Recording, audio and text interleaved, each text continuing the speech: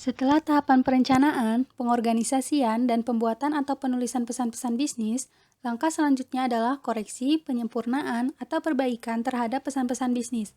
Revisi sangat diperlukan agar pesan bisnis yang telah direncanakan dan dibuat tersebut dapat ditinjau ulang atau disempurnakan untuk menghindari kemungkinan terjadinya kesalahan penulisan atau kekurangan lainnya, sehingga sesuai dengan maksud dan tujuan yang dikehendaki. Keterampilan merevisi. Menulis pesan-pesan bisnis sangatlah berbeda dan tidaklah semudah menulis pesan-pesan yang bersifat pribadi atau personal, seperti penulisan surat kepada orang tua, saudara sekandung, paman, atau teman-teman. Penulisan surat-surat pribadi dapat ditulis tanpa membuat draft atau konsep terlebih dahulu, dan dapat ditulis dengan bahasa apa saja, seperti bahasa daerah maupun bahasa campuran sesuai dengan tujuan penulisan surat tersebut. Oleh karena itu, menulis pesan-pesan bisnis tidak bisa sekali jadi. Dalam menulis pesan-pesan bisnis yang baik diperlukan proses pemikiran, penulisan, dan waktu yang cukup. Bahaya apabila penyampaian pesan-pesan bisnis cenderung dilakukan secara asal-asalan dan ceroboh, baik dari sisi substansi pesan maupun format penulisannya. Sebagaimana telah disampaikan sebelumnya, pesan-pesan bisnis mencakup pesan-pesan bisnis secara tertulis dan pesan bisnis yang disampaikan secara lisan. Kedua bentuk-bentuk pesan bisnis tersebut memiliki persamaan dan perbedaan dari sisi format penulisan, gaya penulisan atau writing style yang merupakan suatu cara penyampaiannya. Yang pertama, kita akan membahas pesan-pesan bisnis tertulis. Proses penulisan pesan-pesan bisnis dalam bentuk tertulis dimulai dari penulisan draft, selanjutnya dilakukan penelaahan lanjut dari sudut substansi pesan, pengorganisasian, gaya bahasa yang digunakan, susunan kalimat, format, dan tata letak penulisannya. Yang pertama, mengedit isi, pengorganisasian, dan gaya penulisannya. Untuk mengevaluasi efektivitas suatu pesan-pesan bisnis secara menyeluruh, keseluruhan dokumen perlu terlebih dahulu dibaca dengan cepat atau sekilas. Pada saat melakukan evaluasi, ada beberapa hal yang perlu diperhatikan, antara lain substansi suatu pesan, pengorganisasian pesan, dan gaya penulisannya. Untuk membantu memberikan gambaran yang lebih rinci terhadap hal-hal yang perlu diperbaiki atau disempurnakan. Berikut ini terdapat beberapa pertanyaan penting yang perlu diperhatikan, antara lain, apakah telah memasukkan poin-poin dengan urutan yang logis? Apakah terdapat keseimbangan yang baik antara hal-hal yang bersifat umum dengan hal-hal yang bersifat khusus? Apakah ide yang paling penting telah memperoleh porsi pembahasan yang cukup? Apakah memberikan fakta-fakta pendukung dan melakukan pemeriksaan ulang atau cross-check terhadap fakta-fakta yang ada? Apakah ingin menambahkan informasi yang baru? Apakah memasukkan bahan-bahan yang perlu dan penting juga relevan dengan pesan-pesan yang ingin disampaikan? Dan jangan melakukan sebaliknya. Yang kedua, mengedit mekanika atau teknik penulisan. Setelah melakukan langkah pertama, selanjutnya adalah melakukan pengeditan dari sudut mekanika atau teknik penulisan suatu pesan-pesan bisnis yang mencakup antara lain 1. Susunan kalimat yang digunakan apakah sudah sesuai dengan kaidah kebahasaan yang ada, sehingga mudah dipahami dengan baik. Yang kedua, penggunaan kapitalisasi secara tepat. Perhatikan kata-kata yang harus ditulis dengan huruf kapital, penulisan tanda baca secara benar, baik itu titik, koma, dan lainnya. Perhatikan makna keutuhan suatu kalimat, sehingga maknanya bisa dipahami dengan mudah. Perhatikan terjadinya pengulangan kata yang tidak tepat dalam suatu kalimat. Hal ini dapat menghilangkan makna suatu pesan bisnis. Yang ketiga, mengedit format dan layout. Langkah terakhir adalah mengedit format dan layout secara keseluruhan. Di samping melakukan penelaahan terhadap tata bahasa dan hal lainnya, format penulisan juga tidak boleh diabaikan begitu saja. Jika format penulisan menarik, ditata rapi, bersih, dengan begitu audiens akan senang dan mudah membacanya. Yang selanjutnya adalah pesan-pesan bisnis lisan. Sebagaimana telah disampaikan tentang pesan-pesan bisnis yang tertulis, pesan-pesan bisnis secara lisan juga perlu dilakukan pengecekan ulang, sehingga suatu pesan bisnis dapat dipahami dengan baik. Pesan-pesan bisnis yang disampaikan secara lisan antara lain menyampaikan pesan-pesan bisnis melalui rapat atau pertemuan bisnis, negosiasi, dan presentasi bisnis. Meskipun pesan tersebut disampaikan secara lisan, tetap saja diperlukan kerangka dasar tentang substansi pesan-pesan bisnis yang akan disampaikan. Misalnya, seorang manajer pemasaran ingin menyampaikan perkembangan penjualan elektronik selama kurun 5 tahun terakhir beserta permasalahannya. Dengan ini, ia perlu menyiapkan outline yang berkaitan dengan data penjualan selama 5 tahun terakhir tersebut dan menyajikan permasalahan apa saja yang dihadapinya. Meskipun dilakukan secara lisan, tetap saja perlu dilakukan penentuan substansi pesan, pengorganisasian, dan gaya bahasa yang akan digunakan. Yang pertama, substansi pesan. Langkah pertama dan utama dalam melakukan pengeditan pesan-pesan bisnis adalah mengedit substansi pesan yang akan disampaikan kepada audiens. Apakah inti pesan tersebut telah tercantum di dalamnya? Apakah data pendukung seperti tabel, grafik, bagan, gambar, audio visual juga dicantumkan di dalamnya? Yang kedua, pengorganisasian pesan. Pengorganisasian pesan-pesan bisnis yang akan disampaikan secara lisan mencakup 3 poin penting.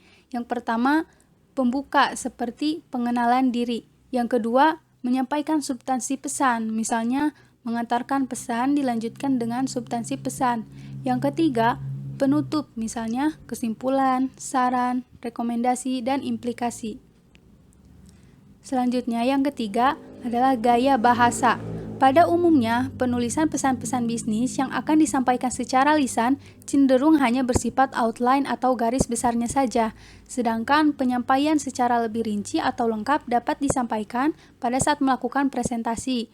Gaya bahasa yang akan digunakan dalam penyajian pesan-pesan bisnis secara lisan lebih menarik dan dinamis daripada yang berbentuk tertulis karena cara penyampaiannya yang lebih santai, luwes, dan tidak monoton. Selain itu, penerima pesan lebih mudah memahami pesan yang diterima daripada disampaikan secara tertulis. Selanjutnya adalah pemilihan kata yang tepat.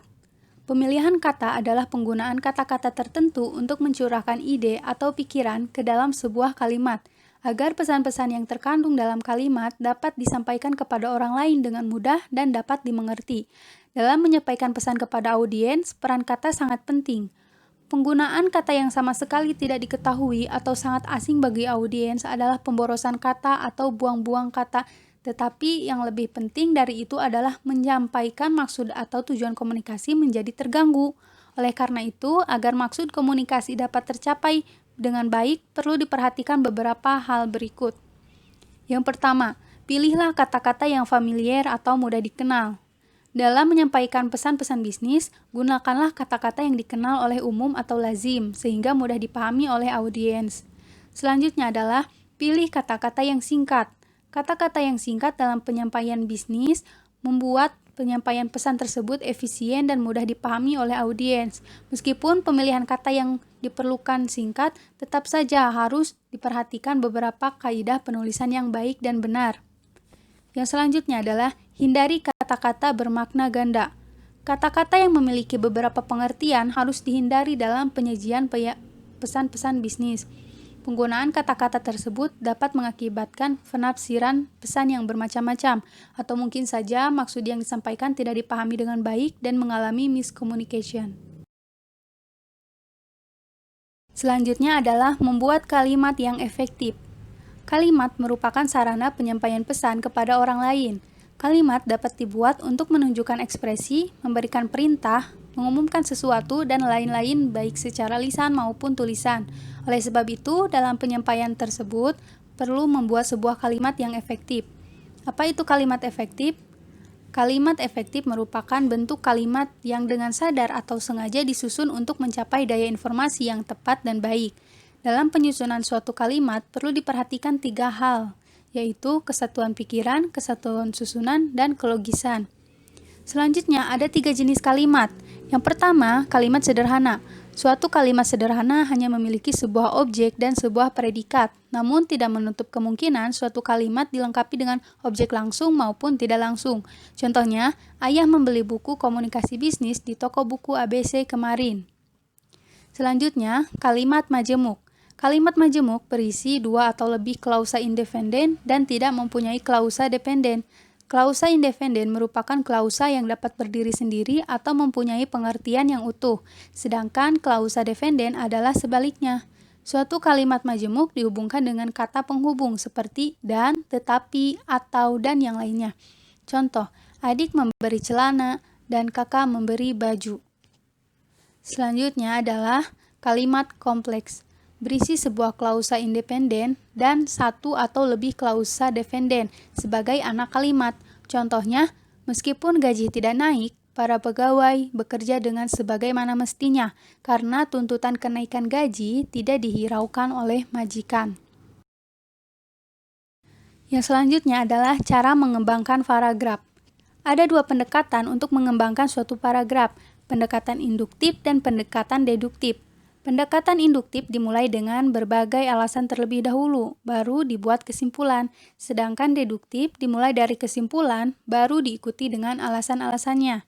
Cara-cara mengembangkan paragraf ada 5. Yang pertama, ilustrasi, perbandingan, pembahasan sebab akibat, klasifikasi, dan yang terakhir, pembahasan pemecahan masalah. Yang pertama, ilustrasi. Untuk mengembangkan suatu paragraf, dapat digunakan suatu ilustrasi yang dapat memberikan gambaran terhadap ide atau gagasan umum. Yang kedua, perbandingan. Anda dapat mengembangkan paragraf dengan cara membandingkan persamaan maupun perbedaan terhadap suatu pemikiran dengan pemikiran yang lain. Yang ketiga, pembahasan sebab akibat. Agar dapat memberikan arah yang jelas terhadap suatu pokok bahasan tertentu. Yang keempat, klasifikasi. Untuk mempermudah pemahaman paragraf bagi pengirim pesan dan penerima pesan, selain itu agar suatu topik bahasan menjadi lebih terarah atau terfokus. Yang kelima adalah pembahasan pemecahan masalah, yaitu untuk memberikan latihan analitis yang sangat diperlukan bagi seseorang dalam pengambilan keputusan-keputusan penting bagi suatu organisasi. Paragraf hendaknya jangan terlalu singkat, namun juga jangan terlalu panjang. Yang penting, suatu paragraf harus menciptakan kesatuan ide atau gagasan yang utuh, menggunakan kata-kata transisi, kata ganti, atau kata kunci sebagai penghubung antara kalimat yang satu dengan yang lainnya dan menjadi jelas.